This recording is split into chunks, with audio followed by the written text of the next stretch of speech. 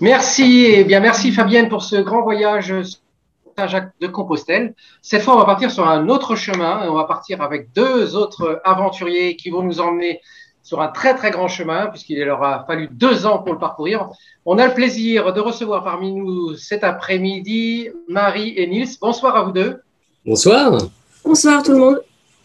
Merci de nous accueillir chez vous et puis de nous faire partager votre projet de pas vers l'autre, du Portugal à la Turquie. Alors, pourquoi ce chemin? Pourquoi avoir choisi de parcourir l'Europe à pied pendant 2 ans? Qu'est-ce qui vous ont poussé? Je crois que c'est ce que vous allez nous expliquer avec vos photos que vous allez nous présenter. Oui. Tout à fait. Merci pour cette introduction. Alors, je partage tout de suite mon écran. Tout à fait. Tac, tac, tac. Ah oui, il faut que j'arrête peut-être le mien parce que ce serait plus simple. Attends, je vais te donner la possibilité. Voilà, on a votre écran. Voilà, parfait. C'est bon, on peut y aller. Super. Alors oui, on revient d'un grand projet, un projet qu'on a décidé d'appeler Deux pas vers l'autre. Évidemment, ce projet, il était un petit peu spécial. L'idée de rallier l'Europe d'un bout à l'autre en essayant de rencontrer les gens, en essayant de découvrir des petits sentiers, des endroits méconnus et de poser un regard un petit peu nouveau sur cette Europe en montrant que l'aventure est accessible et qu'on est gavé, nous, ici, sur notre propre continent, de pépites, de merveilles naturelles. Donc, juste 2 mots sur les chiffres clés du voyage. On est donc parti début 2018. Du sud-ouest du Portugal, on a traversé 16 pays, marché plus de 10 000 km, grimpé plus de 320 000 mètres de dénivelé positif. C'était pas mal parce que si vous regardez la carte, on a choisi une route très très montagneuse. Il nous a fallu 2 ans et 1 mois pour atteindre Istanbul après avoir traversé plus d'une centaine de parcs naturels.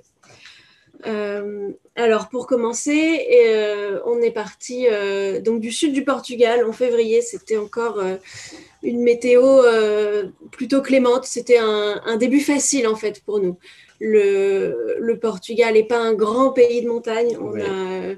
On a commencé par la Rota Vicentina, qui est un sentier de longue distance sur lequel on a été très bien accueillis et qui prend à peu près 2 semaines. On recommande vraiment à tout le monde de le faire.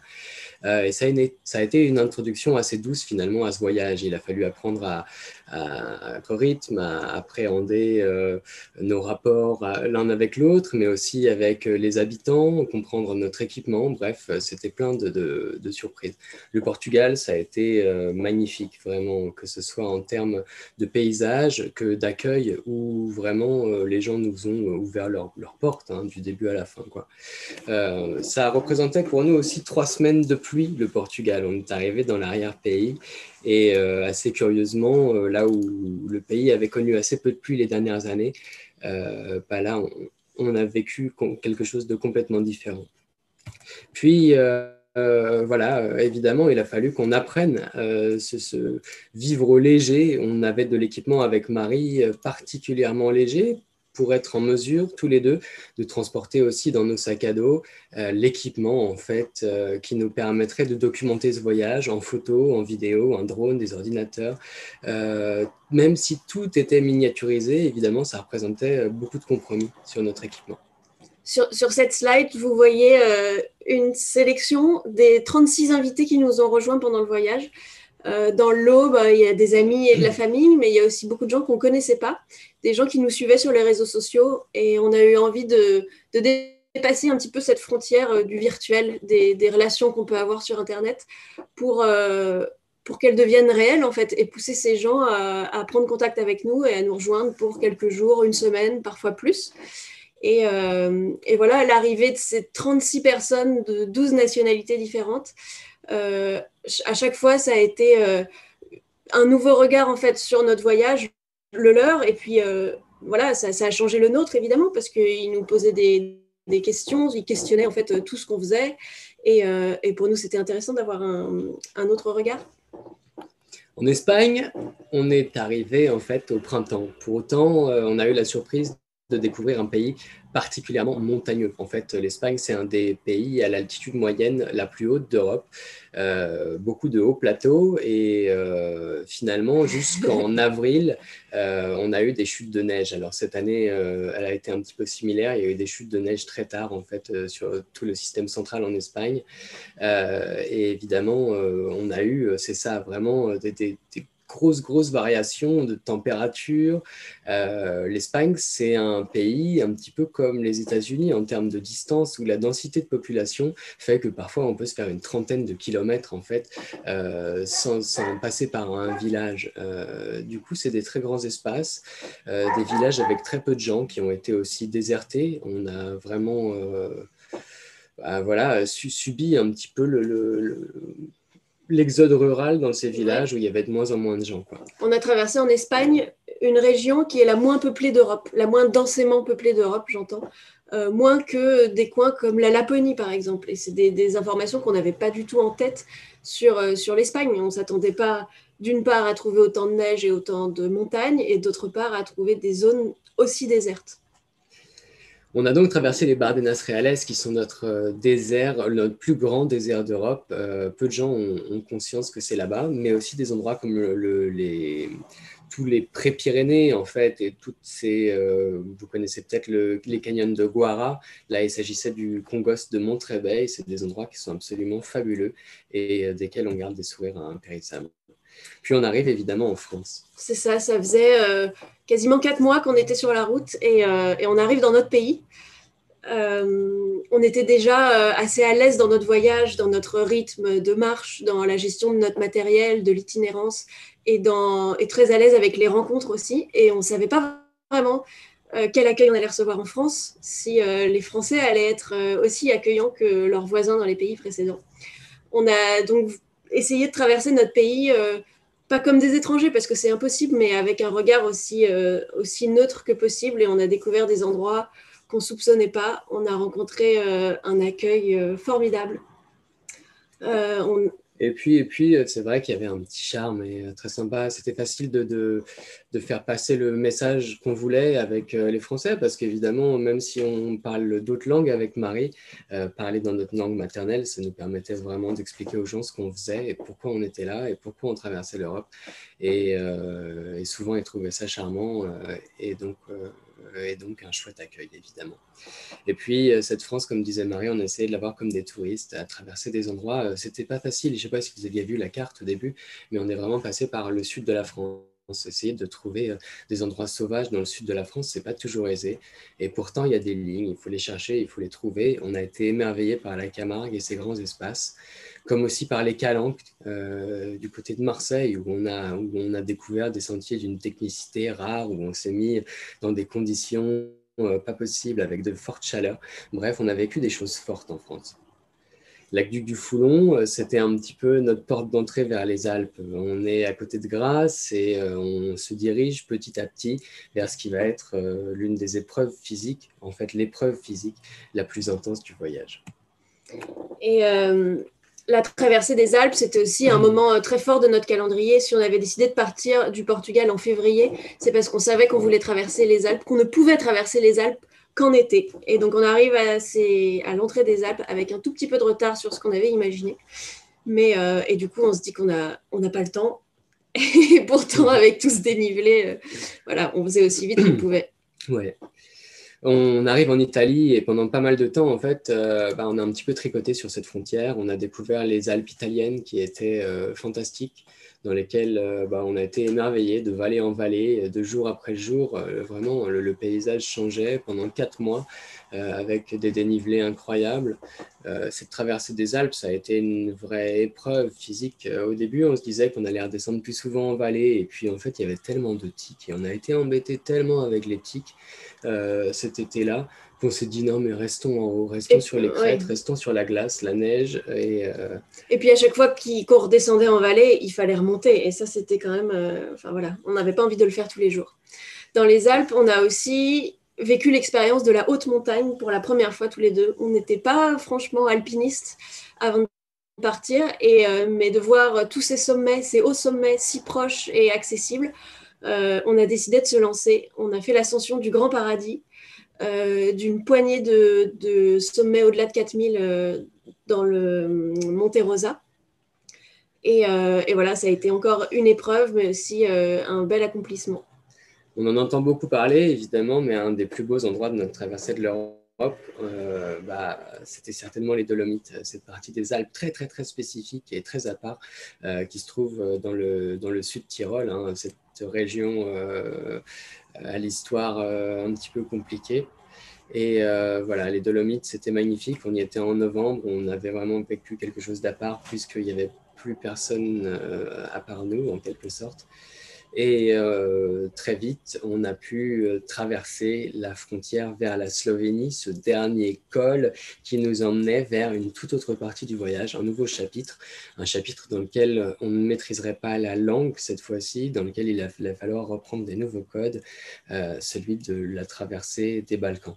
Et je dis ça, mais dans mon slide, je tombe sur la Suisse, donc c'est un petit peu bête, à savoir qu'on a traversé la Suisse et qu'on est retourné en Italie après. Mais je suis sûr que vous préférez que je parle des Balkans plutôt que de la Suisse, que vous connaissez déjà bien. On arrive donc en Slovénie. On arrive en Slovénie. C'est effectivement la porte d'entrée sur les Balkans, sur toute une série de pays dont on ne pourrait pas parler la langue. Et bientôt l'arrivée de l'hiver. En Slovénie, on a un petit délai avant l'hiver parce qu'on n'est pas dans la haute montagne.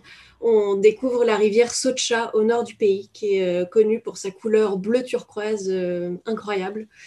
Et on traverse le pays, on fait nos premières rencontres en Slovénie. Finalement, la plupart des Slovènes parlent très bien anglais, donc ça a été facile de communiquer. Et voilà, c'était 3 semaines en Slovénie avant d'arriver en Croatie. C'est ça. On arrive donc en Croatie, un des pays sur lesquels on ne savait pas grand-chose, évidemment. On savait que la Croatie est quand même un pays très touristique, il y a beaucoup de belles choses.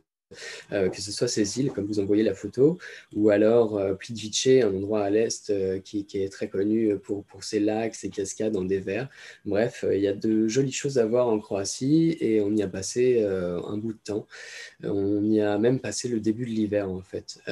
Les Balkans, on avait un petit peu compris déjà en Slovénie en se baladant, mais évidemment, il y a 2-3 choses auxquelles il a fallu faire un petit peu plus attention, et notamment les ours, les bêtes sauvages, ce genre de choses. Là, on voit Marie qui accroche en fait toute la nourriture dans les arbres pour la nuit, histoire de rien garder dans la tente et de se mettre un maximum en sécurité. Le camping, évidemment, l'hiver, c'est pas les mêmes choses. En hiver, on a vu des températures quand même assez basses. En Croatie, de temps en temps, on a vu du vent à raison de 100 km/h avec des températures de -10. Il fallait s'équiper, il fallait s'adapter. Puis voilà, la Croatie et les Balkans, c'est aussi des problèmes dans l'histoire qui sont assez frais. On a tous entendu parler, avec Marie, on est de 86, 88, de ces guerres sans vraiment trop les comprendre. Elles appartiennent à notre enfance et pourtant elles font toujours un petit peu partie de ce paysage historique là-bas. C'est des choses sur lesquelles c'était pas facile toujours de discuter avec les gens et d'essayer de comprendre ce qu'il y avait un petit peu derrière. Et on a un petit peu marché sur des œufs sur ce fil des Balkans. Pour éviter de marcher sur des mines aussi. C'est ça. Ouais. On arrive en Bosnie. Là, pour le coup, on est vraiment dans le dur de l'hiver. On continue notre route très montagneuse, comme vous le voyez. Et donc, on a passé ce mois bosnien totalement dans la neige. C'est un pays de haut plateau qu'on a traversé. Un pays encore assez divisé, comme tout le reste de l'ex-Yougoslavie, où les gens étaient globalement accueillants avec nous, mais ne perdaient pas une occasion de remettre les différences qu'ils ont entre eux sur la table. C'est des sujets qui sont intéressants, mais dans lesquels c'était pas toujours facile de trouver notre place. À force, on développe une expérience de la montagne et de l'hiver. On devient de plus en plus à l'aise et on s'amuse bien finalement. Oui, évidemment, c'est des endroits où la montagne, c'est pas aussi prisé qu'en Europe. Du coup, il a fallu s'adapter, il a fallu trouver des solutions. Là-bas, il n'y a pas de secouristes, il n'y a pas de refuge, de choses comme ça. C'est nous et la montagne. Et voilà. Au Monténégro, on a découvert finalement un pays magnifique. On n'avait aucune idée de ce qu'il y avait à voir au Monténégro, que ce soit le canyon de Tara, le plus grand canyon d'Europe, où les gens, leur accueil, qui vivent encore de façon très traditionnelle dans les montagnes. Le Monténégro, ça a été une grosse surprise, évidemment, et des endroits comme Biogradska Gora, mais aussi le Dormitor, un parc national. Bref, c'était fantastique. Et au Monténégro, c'est là qu'on a vu arriver le printemps, avec quand même un certain soulagement. On arrive en Albanie, et l'Albanie, c'est un peu un des pays avec le Portugal qui revient le plus quand on nous demande qu'est-ce que vous avez préféré comme pays, parce que ça a été une vraie surprise. C'est un pays qui vit différemment de pas mal de pays en Europe. On y a passé 36 jours, en fait, vous voyez sur la carte à droite. On a fait ça en 3 morceaux parce qu'on avait beaucoup entendu parler de petits morceaux et qu'on y est revenu en fait après avoir traversé le Kosovo et la Macédoine. Dans tous les Balkans, on faisait face pas mal d'hospitalité en règle générale. Les gens nous couraient après parfois pour nous inviter, notamment en Albanie où c'était difficile d'accepter toutes les invitations. Souvent, c'est les gens qui possèdent le moins qui ont tendance à donner le plus. Et puis voilà, on avance aussi dans la saison. Et là où on est arrivé en Albanie avec encore un petit peu de neige, petit à petit, ça devient une vraie fournaise. On connaît des températures de 50 degrés environ et ça change complètement. Donc petit à petit, avec Marie, il a fallu qu'on renvoie vraiment de l'équipement, qu'on essaie d'adapter la logistique à quelque chose d'intelligent pour essayer de s'adapter au froid comme au chaud et notamment avec nos invités. Nous voilà au Kosovo. On ne savait vraiment pas à quoi s'attendre en arrivant au Kosovo. Finalement, ça a été un pays très accueillant, très pluvieux pour les quelques jours qu'on a passés là. Il y a cette photo des déchets sur le Kosovo. Il y a d'autres pays où on a trouvé ces décharges à ciel ouvert. C'est pas pour les montrer du doigt. À chaque fois, évidemment, c'était en pleine nature et c'était un crève-cœur. Après le Kosovo, on arrive en Macédoine du Nord pour un peu moins d'1 mois. Là, vraiment, c'était la saison parfaite, quoi. C'était la fin du printemps, le début de l'été. Voilà, à la fin d'une journée de rando, pouvoir faire un plouf dans le lac, c'était vraiment top. Et l'accueil dans les campagnes a été formidable. Ouais, on arrive. Non, mais ça va. On arrive en Grèce. J'ai l'impression qu'on déborde un peu, excusez-moi, et du coup, j'ai l'impression qu'on est en train de se mettre la pression pour essayer de finir. Non, vous avez encore le temps. Rassurez-vous, vous avez encore le temps. Très bien, on va essayer de finir ça bien alors, plutôt que de se dépêcher. On arrive donc en Grèce et évidemment, vous voyez sur la carte qu'on a fait quand même un assez gros détour. On a décidé de découvrir toute cette péninsule parce qu'on pensait évidemment que c'était un vrai berceau pour l'Europe et un berceau d'échange, un endroit dans lequel on allait essayer de comprendre des choses un petit peu sur le brassage culturel, sur tout ce qu'on avait en commun. Il se trouve en Grèce, on n'a pas croisé grand monde. Si on revient sur la carte, on s'aperçoit que Athènes, ce petit endroit, en fait, concentre 25% de la population et de fait, la Grèce, comme l'Espagne, est un endroit où l'exode rural a fait vraiment des ravages. On a traversé le mont Olympe et une Grèce particulièrement spéciale. Ce genre de village, vous voyez, il y a 2-3 habitants qui y habitent et tout le reste, c'est des résidences de vacances, en fait, ce qui était assez incroyable. On a vécu une Grèce différente de celle de la plage parce que voilà, on a essayé de voir autre chose que les îles et ça a été très intéressant. Hélas, il n'y a pas une grosse culture de la randonnée en Grèce et ça en fait un pays dans lequel c'est pas évident de marcher tant les sentiers sont peu entretenus. Voilà, ça a été un des pays dans lesquels on a été le plus déçus en termes de déchets aussi, notamment parce qu'il y avait pas mal de déchets agricoles partout, des bidons, du polystyrène, des choses comme ça. On a ramassé énormément de choses. On arrive en Serbie, qui est un petit peu le pays avec lequel on avait envie de recoller un petit peu les morceaux de tout ce qu'on avait entendu dans les Balkans. C'était pas facile évidemment de se faire une idée sur tout ça en ayant eu juste le côté croate et voilà, en Serbie on a aussi eu un accueil assez difficile au premier abord, puis parfois tendre une fois qu'on connaissait un petit peu les gens. Ça n'a pas été très facile, c'est aussi la saison qui faisait ça, mais on n'a pas vécu grand chose humainement par rapport à l'Albanie, par exemple. Il faut savoir que dans la plupart des Balkans, et en particulier en ex-Yougoslavie, l'accueil a été là, mais il y avait un premier... disons que c'est le seul endroit à peu près, cette région, où les gens nous demandaient si on était des migrants. Et où du coup, il y avait une certaine crainte par rapport à nous et par rapport à l'étranger, je pense en général. Et c'est probablement ce qui a freiné un petit peu ces gens de nous accueillir un petit peu plus par rapport à d'autres pays. C'est sûr. On arrive en Bulgarie, qui est l'avant-dernier pays du voyage et un pays qu'on a aussi adoré pour sa culture de la montagne. Comme vous l'avez vu, la montagne, ça a été une grosse thématique de ce périple, 10 500 km. Et c'est à peu près les 3/4 qu'on a passé sur des chaînes de montagne, entre ces petits villages avec peu d'habitants. Et voilà, la Bulgarie, on y a trouvé une culture de montagne un petit peu comme chez nous, avec des vrais refuges gardés, des choses comme ça. Et c'était assez spécial. On a découvert 3 parcs nationaux qui étaient sublimes. Pirine, le parc national de Rila, qui est un massif à côté, où la météo commençait un petit peu à se corser. Belograci, qui est un endroit très particulier en termes de roches. Je ne sais pas si vous êtes familier de la roche Pudding, mais c'est un endroit en fait très spécial dans lequel il y a ces formations géologiques tout en hauteur sur des dizaines de kilomètres carrés. Bref, ça vaut vraiment le détour. Et puis enfin, on a traversé la chaîne du Grand Balkan, la chaîne de montagne qui a donné son nom à la péninsule des Balkans. Si vous regardez une carte de la Bulgarie, c'est une chaîne qui divise en fait le pays en deux. Certains me diraient non, ils ne le divisent pas. C'est la colonne vertébrale du pays. C'est un commentaire qu'on a eu sur YouTube il n'y a pas longtemps et que j'ai trouvé très chouette.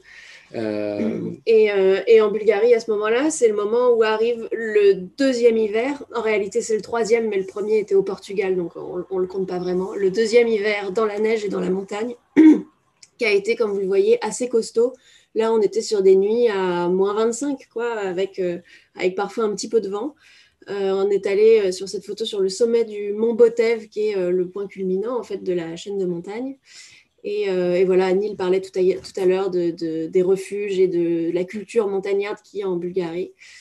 C'est un petit peu old school, hein. C'est très rudimentaire. À peine post-soviétique. Mais le cœur est là et vraiment, c'est des endroits superbes, quoi. Voilà, et puis on arrive donc sur la Turquie, le dernier pays de ce voyage. Alors la Turquie, l'Europe, est-ce que c'est l'Europe ?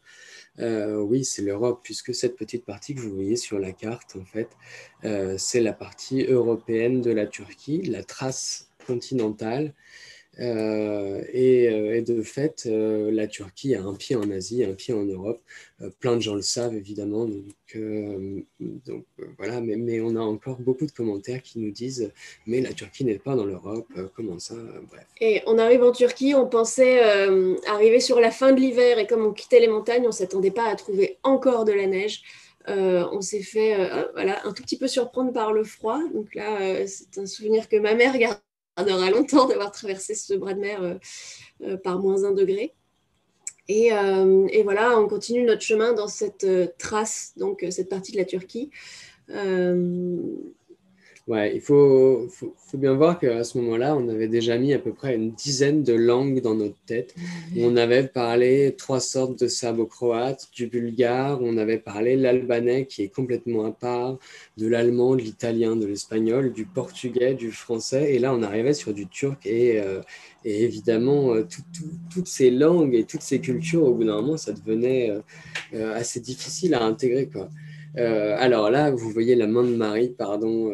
À côté d'une trace, non pas de loup, mais de chien.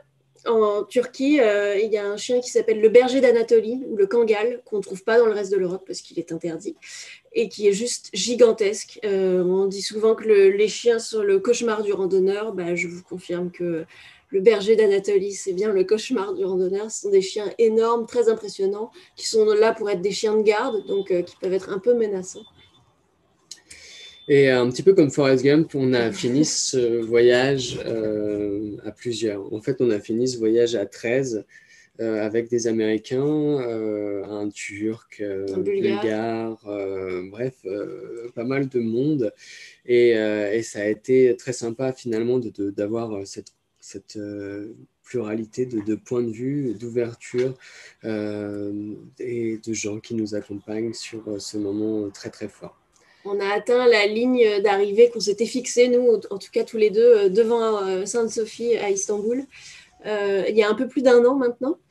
Voilà, il y aurait 1000 choses à dire sur ce voyage. J'ai l'impression qu'on a été très, très, très, très vite. Oui, on vous a beaucoup parlé de météo, mais je pense qu'il y a plein de thématiques vraiment très intéressantes. Donc, on fait parfois des conférences qui durent 2 heures et où on a l'impression d'avoir pas tout dit déjà. Donc, c'était très dur de faire tenir ça en 20 minutes.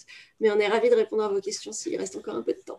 Bien sûr, merci Marie pour ce très beau reportage. Félicitations pour le timing, hein, parce que c'était pas gagné d'avance, mais là, vous avez fait très très fort et je vous en remercie. Ça nous laisse un peu le 15 minutes pour discuter ensemble de ces très beaux projets.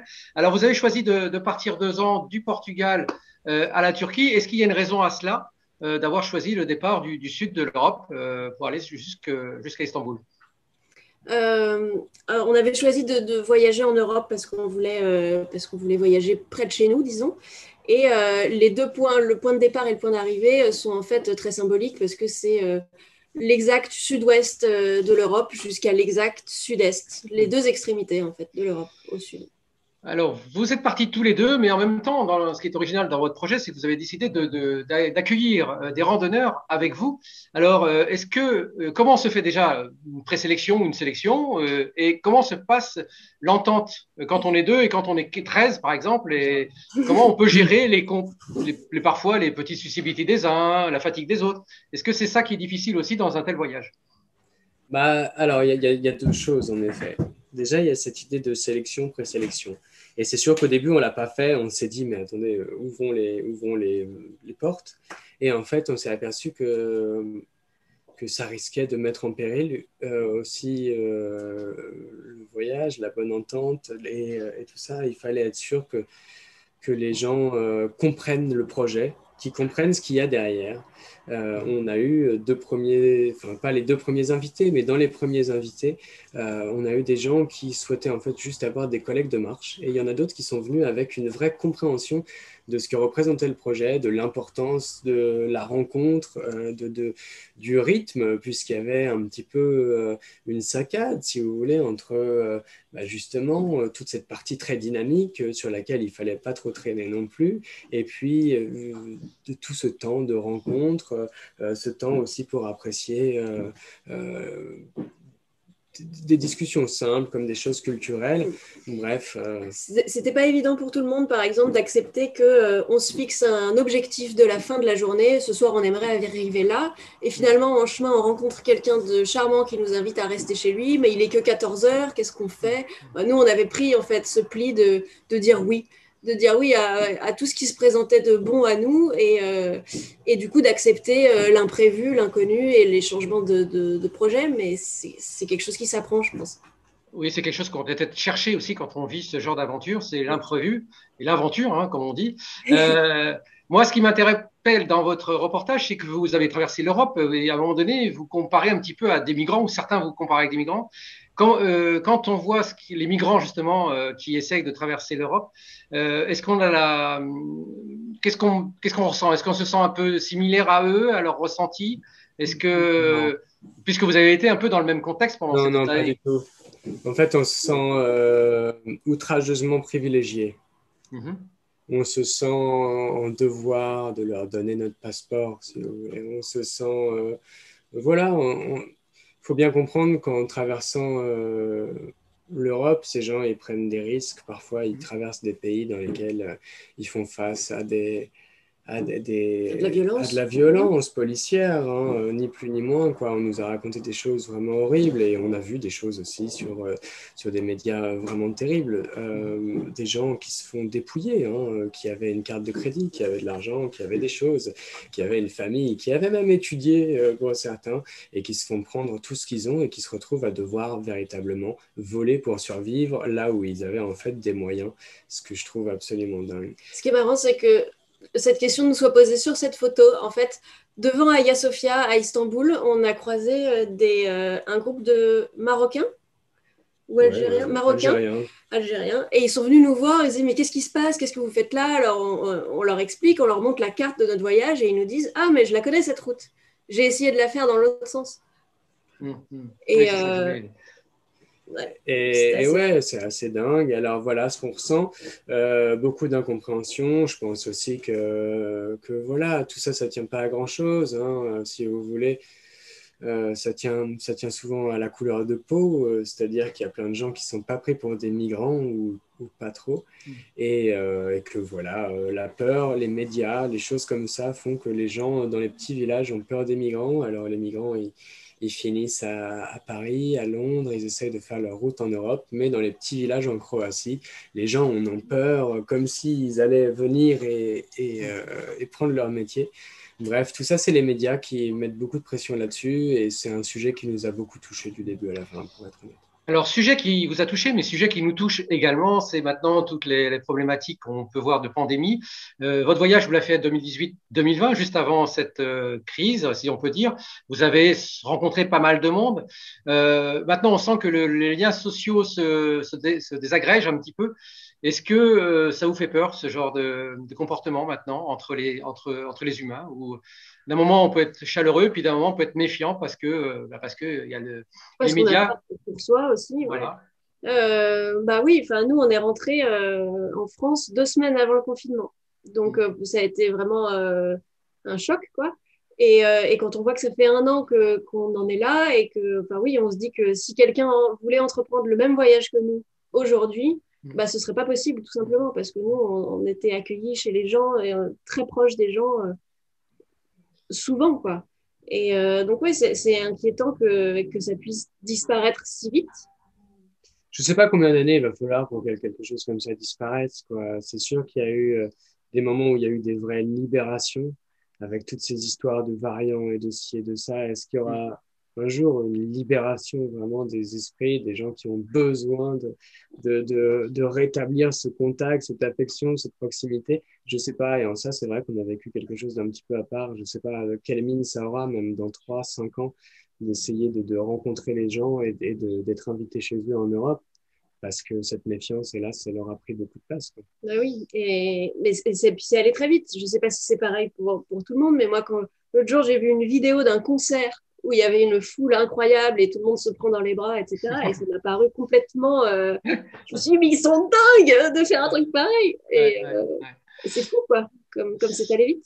Comme ça peut aller très vite, justement. Alors, ça allait vite aussi dans votre reportage. Moi, j'ai beaucoup de personnes qui me disent super voyage. Dommage que c'était aussi rapide, mais beau. Merci, bravo et grand merci pour ce magnifique partage. Alors voilà, c'était un peu rapide, mais en tout cas, on a bien senti ces images que vous souhaitez partager de cette beauté de la nature. Est-ce que de l'hiver, des saisons, est-ce que vous avez senti éventuellement que la nature était aussi en danger? Et qu'est-ce que votre ressenti par rapport à ce qu'on pourrait faire pour l'avenir pour sauvegarder cette nature fragile? Oui, on l'a senti à différents égards, deux en particulier, je pense, le changement climatique et puis la gestion des déchets.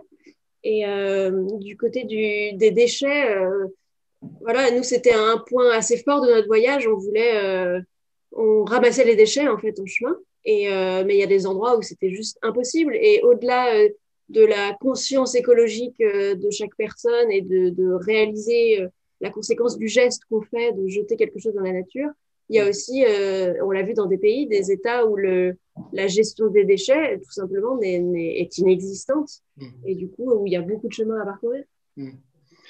justement, quand ce que vous partagez, votre aventure de pas vers l'autre, est-ce que vous pensez que le faire connaître, ce projet, ça peut aussi inciter d'autres populations de partir et puis d'aller vers l'autre, justement, parce que, comme on sait, l'inconnu nous bloque tout le temps, mais en étant et en partageant son expérience, est-ce que votre but aussi est d'inciter les gens voilà, à se rencontrer, qui soient d'ailleurs près de chez soi et à l'autre bout du monde? Bien sûr, je pense que deux pas vers l'autre, ça voulait dire plusieurs choses. En fait. C'est pas, je le pense, c'est l'essence de ce voyage en fait. Pour nous, l'autre, c'était cette autre personne qu'il faut appréhender, qu'il faut connaître un petit peu pour pouvoir profiter de ce vivre ensemble, pour pouvoir s'accepter, pour pouvoir bâtir quelque chose. Pour nous, l'Europe, ça a été un vrai point d'interrogation depuis le début, en se disant, mais en fait, ce qui manque juste à ces gens, déjà, c'est peut-être de se connaître avant d'essayer d'accepter l'idée de bâtir quelque chose ensemble. Et cette identité, cet autre, c'est vraiment très important. Et puis ça, c'est à l'échelle de l'Europe, mais à l'échelle de la France, c'est ça, à l'échelle parfois d'une région, ou même à l'échelle du monde. Et évidemment, connaître l'autre, ça permet de l'accepter. Et puis, il y a aussi cette autre partie de nous-mêmes, parce que l'autre, voilà, c'est important de comprendre comment est-ce qu'on peut arriver à traverser des épreuves, cet autre nous-mêmes qu'on n'avait pas imaginé avant, qu'on n'avait pas soupçonné d'arriver à affronter de telles épreuves et d'avoir un mental qui nous permet d'avancer tous les jours. Et enfin, l'autre, c'était tous ces gens avec qui on avait envie de partager et qui n'étaient pas forcément sur notre route. L'idée, c'est de partager des valeurs, une idée, quelque chose qui soit sympa, mais qui soit aussi accessible, quoi. Et là-dedans, les réseaux sociaux ont joué un certain rôle. Par exemple, quand une famille nous accueillait au Portugal, qu'ensuite elle nous suivait sur les réseaux sociaux et qu'elle voyait que dans le pays d'après, dans les 12 pays d'après, on était à nouveau accueillis par d'autres familles, je pense que c'était un beau message à transmettre. Alors moi, j'ai une question de Pascal qui me demande, quand vous êtes entré dans les Balkans, avez-vous l'impression de rentrer dans l'ancien bloc de l'Est ou bien cette notion est-elle obsolète à partir des Balkans? C'est vrai qu'on Oui. voilà, on n'a pas tout à fait la référence, peut-être, je pense, mais non, on a eu l'impression, la transition a été douce, disons. Enfin, voilà, la Slovénie ressemble quand même encore beaucoup à l'Italie. Le nord de la Croatie est assez proche de la Slovénie. Voilà, c'est quelque chose qui s'est fait petit à petit. On n'a pas passé le mur, quoi, quand on a quitté là-bas. Non, voilà. Et c'est aussi la beauté du voyage à pied, c'est qu'on n'est pas, on prend pas un avion et on sort et paf, on est catapulté dans un tout nouveau décor avec une nouvelle culture. C'est que ça se fait doucement et les zones frontalières se ressemblent beaucoup d'un pays à l'autre, quoi. Et puis, ça me permet de faire un petit pont sur quelque chose qui est très important pour nous, un des grands axes de réflexion qui ont émergé une fois qu'on est rentré.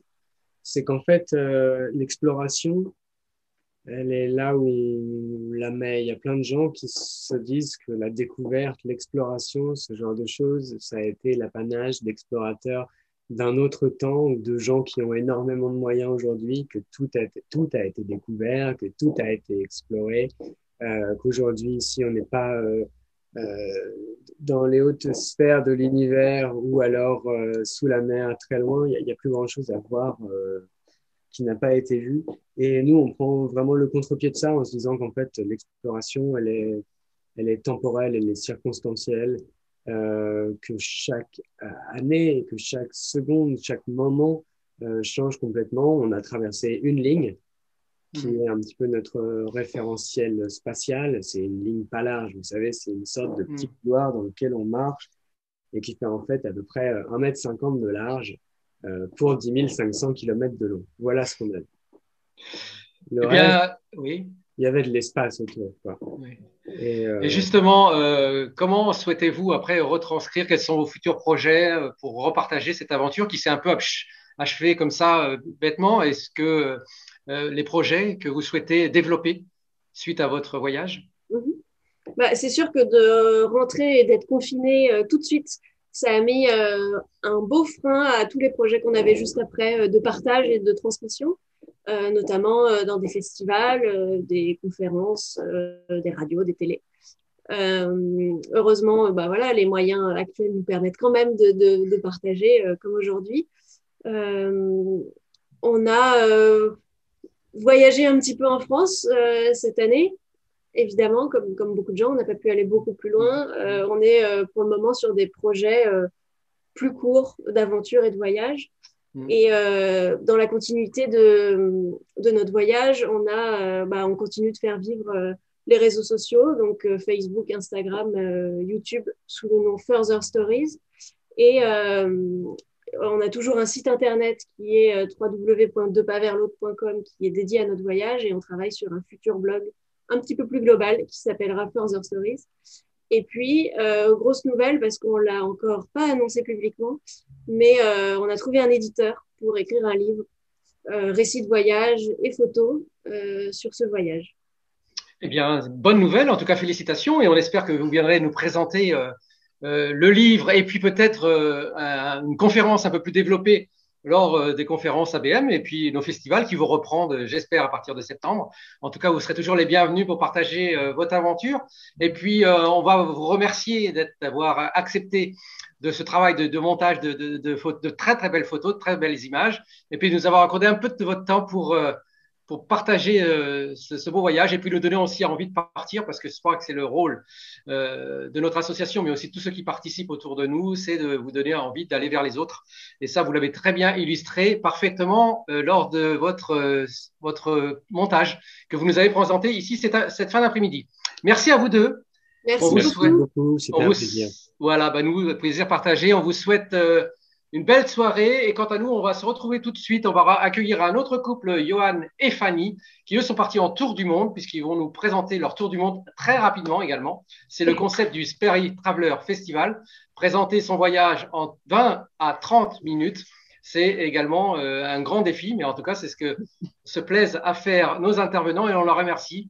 Et puis, on va accueillir, pendant une petite intermède comme on faisait dans les années à la télévision, on va vous accueillir, Johan et Fanny, et on changera aussi également d'animateur. Voilà, on se retrouve dans quelques secondes.